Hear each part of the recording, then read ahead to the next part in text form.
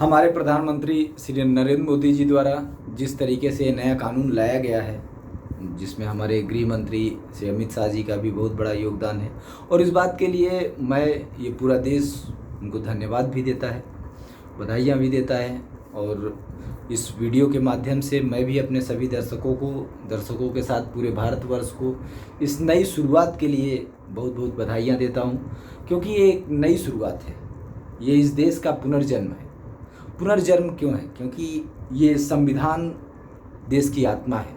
संविधान की व्यवस्थाएं ही उस आत्मा में बसने वाली ताकत है। संविधान की जो संवैधानिक व्यवस्था होती है वही उसको ताकत देती है, किसी राष्ट्र को ताकत देती है, व्यक्ति को ताकत देती है। और एक अनायास बोल सकते हैं या दुर्भाग्यवश एक चाचा मेकाले जो हमारे देश के अंदर आए, और उनका जो षड्यंत्रकारी दिमाग था इस देश को बर्बाद करने का, उनका जो षड्यंत्रकारी दिमाग था यहाँ की संपत्तियों को लूटने का, उसके लिए उन्होंने कुछ कानून बनाए। दुर्भाग्य ये रहा कि वो कानून हमारे संविधान के अंदर भी स्थापित हो गए। उसका भी एक कारण रहा, क्योंकि उस टाइम पे जितने लोगों ने LLB किया था, जितने लोगों ने पढ़ा था, वो ज़्यादातर लोग उसी चीज़ को पढ़े थे। और उस टाइम पे ब्रिटिश गवर्नमेंट का प्रभाव बहुत ज़्यादा था, दुनिया के बहुत सारे देशों में था।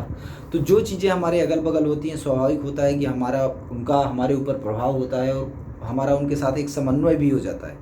उसके कारण भी हो सकता है, कारण जो भी रहे हों, जिन भी कारणों से ये प्रॉब्लम हमारे साथ चिपकी थी, अंततः ये हुआ कि हमारे यशस्वी प्रधानमंत्री ने, हमारे यशस्वी गृह मंत्री ने इस व्यवस्था को सुधारा, उस प्रॉब्लम को उखाड़ करके जड़ से बाहर फेंका।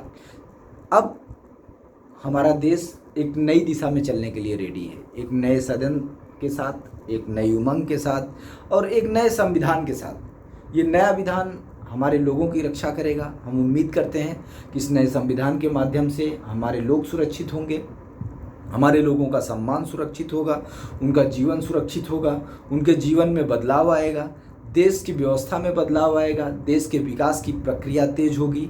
लोगों के अंदर जो अनअकाउंटेबल एडमिनिस्ट्रेशन का खौफ था, जो अनअकाउंटेबल एडमिनिस्ट्रेशन का डर था, वो ख़त्म होगा, क्योंकि इस संविधान के माध्यम से अकाउंटेबिलिटी फिक्स करने की तरफ मोदी जी बढ़ रहे हैं। क्योंकि मोदी जी की कुछ भी अच्छाई या बुराई कुछ भी कर लिया जाए, पर एक बात उनके अंदर है कि वो अकाउंटेबिलिटी से पीछे नहीं हटते। और वो शख्स जो खुद अकाउंटेबिलिटी से पीछे नहीं हटता, वो स्वाभाविक सी बात है कि दूसरे से भी यही अपेक्षा रखता है कि वो भी एक अकाउंटेबल पर्सन रहेगा। और जिस तरीके से हम देख सकते हैं, जिस तरीके से हम समझ सकते हैं इस कानून का, जहाँ तक एक एक करके, क्योंकि एक लंबी प्रक्रिया है। जब कोई भी संविधान संशोधन होता है, चीज़ें आती हैं, जब नए तरीके से आती हैं, तो उसमें तमाम स्पेशलाइजेशन वाले लोग लगते हैं, तमाम सामाजिक संस्थान लगते हैं, तमाम सर्वे रहते हैं। उन रिपोर्टों को देखना, पढ़ना, बनाना वो इतना आसान नहीं होता। बोलने वाली बात है कि कोई बोल दे कि इन्होंने बनाया, उन्होंने बनाया, पर हकीकत ये है कि इसके पीछे एक बहुत बड़ी टीम काम करती है, और उसके बाद बहुत घोर फेर के बाद जा कर के ये सारी चीज़ें निकल के सामने आती हैं। तो जो भी है, स्लोली ही सही, धीरे धीरे करके हमारे अंदर बदलाव आ रहा है, धीरे धीरे करके हम विकास की तरफ जा रहे हैं। सबसे बड़ा इस देश के लिए जो एक अभिशाप था, वो चाचा मेकाले का IPC था। चाचा मेकाले का IPC, चाचा मेकाले का एविडेंस एक्ट, ये एक बहुत बड़ी समस्या था इस देश के लिए, जिससे हमारे प्रधानमंत्री जी ने मुक्ति दिलाया, इस देश को मुक्ति दिलाया। वो इस देश को खा रहा था, इस देश के नवयुवकों को खा रहा था, इस देश की युवा शक्ति को हेपेटाइज कर रहा था, अपमानित कर रहा था। इस देश की युवा शक्ति और युवा ताकत को धीरे धीरे करके वो चूस रहा था, क्योंकि अनायास के लोग भटक रहे थे। जिन लोगों को देश की तरक्की में योगदान देना चाहिए था, वो बिना मतलब का कोर्ट कचहरी का चक्कर लगा रहे थे। जिन लोगों को देश की तरक्की में योगदान देना चाहिए था, वो ही देश के कानूनों से भयभीत होते थे। वो व्यक्ति जो अपने ही देश के कानून से भयभीत होगा, उस देश के साथ प्रेम कैसे करेगा, उस देश की तरक्की में योगदान कैसे करेगा? क्योंकि अब होता क्या है कि हम जिससे भय खाते हैं उससे हम दूर हट जाते हैं। तो अगर कोई चीज़ हमको डरा रही, संविधान एक ऐसा राजनीतिक लेख है जो हम अपनी उन्नति के लिए लिखते हैं, अपने विकास के लिए लिखते हैं। अगर हमारे विकास के लिए लिखी गई चीज़ से ही हम भयभीत हो रहे हैं, तो फिर हम उन्नति की तरफ कैसे जाएंगे? तो ये बहुत ज़्यादा ज़रूरी था कि चाचा मेकाले का षड्यंत्र जो दुर्भाग्यवश हमारे ऊपर चिपक गया था, हमारे देश के ऊपर चिपक गया था, उस बीमारी को निकाल करके मोदी जी ने बाहर फेंका, जिससे कि देश तरक्की की तरफ आगे जा सके, विकास की तरफ आगे जा सके।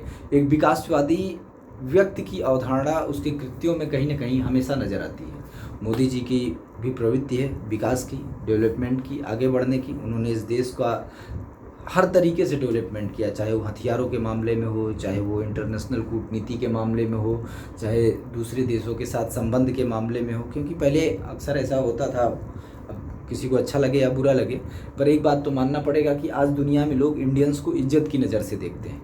जो भी हो, हमारी उनके साथ कुछ सिंपैथी हो भी सकती है, नहीं भी हो सकती है, हम भी बोलते हैं उनके पक्ष में, विपक्ष में। अब पत्रकार का काम ही है कि अगर कोई चीज़ पक्ष में लगी तो पक्ष में बोलता है, विपक्ष में लगी तो विपक्ष में बोलता है, क्योंकि उसका पक्ष विपक्ष से लेना देना नहीं होता, वो टॉपिक पे बात करता है।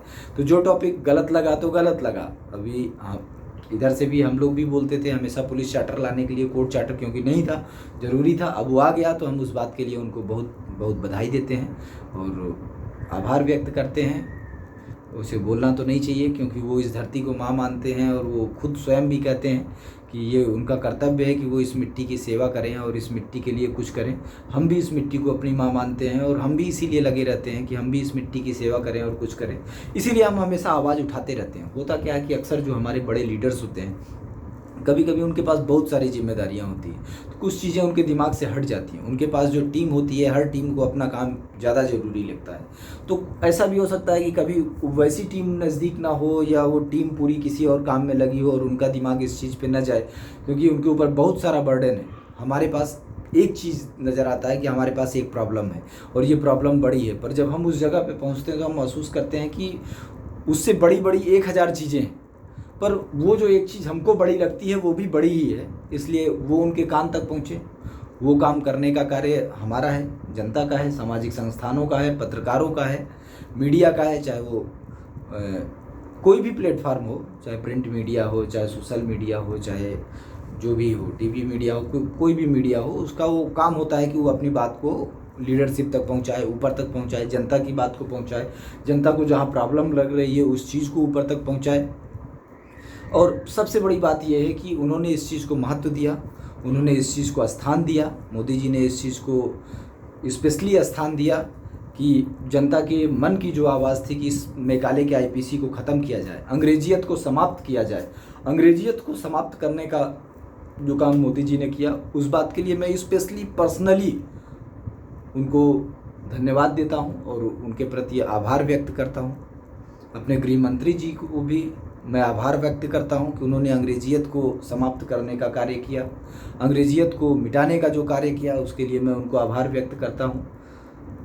और इसी के साथ मैं उम्मीद करता हूं कि हमारे जो नए कानून सुधार चल रहे हैं वो ऐसे होंगे कि पब्लिक ओरिएंटेड कानून बनेगा, पब्लिक के डेवलपमेंट पे ध्यान दिया जाएगा, एडमिनिस्ट्रेशन अकाउंटेबल होगा, कोई भी व्यक्ति किसी भी सरकारी डिपार्टमेंट में जाने पे अपमानित नहीं होगा, कोई भी व्यक्ति किसी भी सरकारी विभाग में जाने के बाद अपने आप को अपमानित नहीं महसूस करेगा, कोई भी व्यक्ति कहीं जाएगा तो उसको फैसिलिटेट जो है उसके टैक्स पे जिनको फैसिलिटेट के तौर पे रखा गया है वो उसको फैसिलिटी देंगे, ना कि उसको अपमानित करेंगे और उसको झिलाएंगे। हम अपने सुंदर भविष्य के साथ, अपने राष्ट्र के सुंदर भविष्य के साथ दोबारा अपने माननीय प्रधानमंत्री श्री नरेंद्र मोदी जी और माननीय गृह मंत्री श्री अमित शाह जी को फिर से आभार व्यक्त करता हूं और बहुत बहुत बधाई देता हूं। जय हिंद, जय भारत।